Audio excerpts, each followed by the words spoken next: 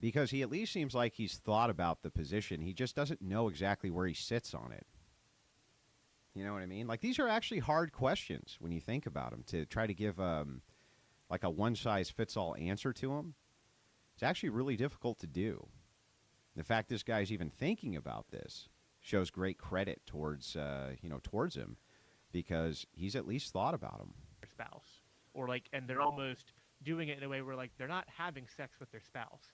They they are using their spouse's body and having a fantasy go on in their head, and that is where It does seem like that's what I was thinking, Ian, is that if I was Jim Bob, I would reach out to Jacob and see if he wanted to come out to one of these mixed bag panels that Jim Bob has. He seems like the perfect fit for that.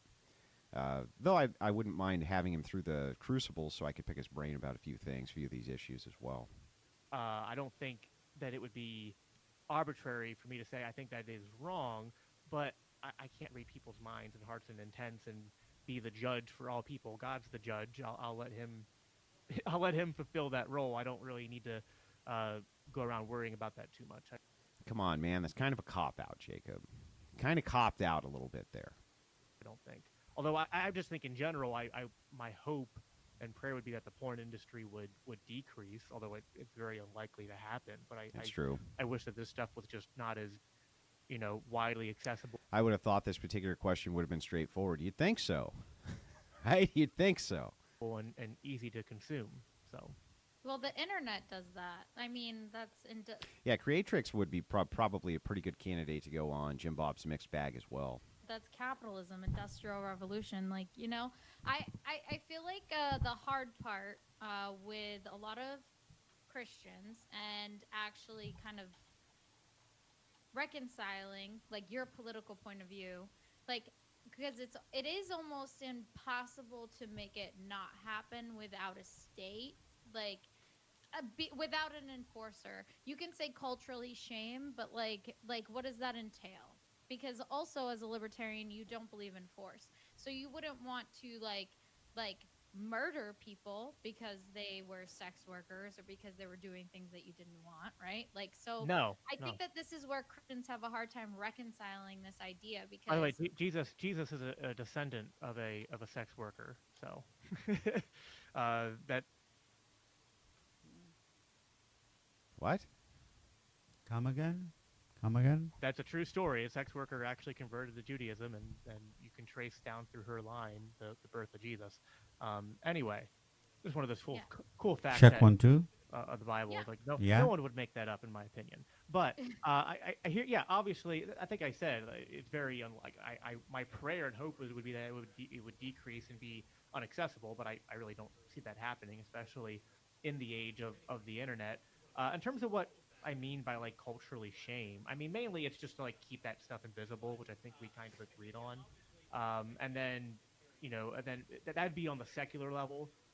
Within Christian levels, I think it's just kind of like having conversations about what Christian norms of sex and things are, and there's good and bad ways to do that. It's largely bad right now, but I'm wary of the like progressive Christians often just they react to the errors of like right-wing fundamentalism and knee-jerk react the whole way to the opposite side of the spectrum and commit different errors. So I think it's what unfortunate. would be your solution? What do you think that how should Christians approach this stuff? I think, for one, talking about sex and modeling healthy relationships. No, I guess he's talking about earlier in the line, I guess. That's how I took it, too. If he was saying that Mary or Joseph, I was like, what? But I guess he's talking about early on in the line. Relationships is key. I grew up in a household where I can count on maybe... All right. You get the point, okay? Me and Andrew had the same reaction. Yeah, I was like, what? But anyway... So that's it for this section. Before I move on to the next topic with Portia, I had an interesting video I also wanted to go over. So what's funny here is that I disagree with a lot of Jacob's points, but I think at least he's trying to give some kind of pushback within the confines of this limited conversation.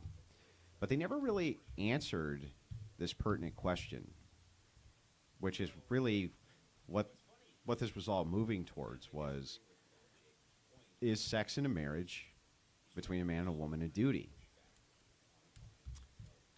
I think it is. I think that women, that wives, do have some sort of duty in order to take care of themselves so that they can perform also that function. You can't have children if you don't have sexual intercourse. That's, unless you're doing like in vitro or something else. But generally speaking, we know where babies come from. So do I think that there's a duty which is associated there? I do. I do think so. Now, does that mean that it's okay for a man to make ridiculous demands? No. Is it okay for him to let himself go to the point where he's so repugnant, repulsive, that nobody would want to touch him with a 10-foot pole? Also, no. However, I think he also has the same duty that she does. It's a two-way street. I think he also has a duty as well, inside of the confines of the marriage. I think that ultimately, marriage has nothing to do with any sort of entitlements. Nobody's owed anything. I think that the entirety of what marriage is one giant bound of duties. And that part of that is to take care of your partner in those domains. So, yes, I do think that there is a duty there. And I'm happy to debate on the nuance of that topic with basically anybody, because it seems pretty apparent and obvious to me that that's such an intricate part of marriage, and it's such a close part of how human beings, men and women especially, seem to find the commonality of closeness and togetherness. I think that there's something there. Okay, but I do think it goes both ways, right? It's not a woman's prerogative only, but I do think that the duty does exist there, just as it does with a man. I just think that the reason you don't usually see it asked the other way, does a man have a duty also, is because generally speaking, it's just assumed that men always have a high sex drive, and for the most part, they probably do. But yeah, I think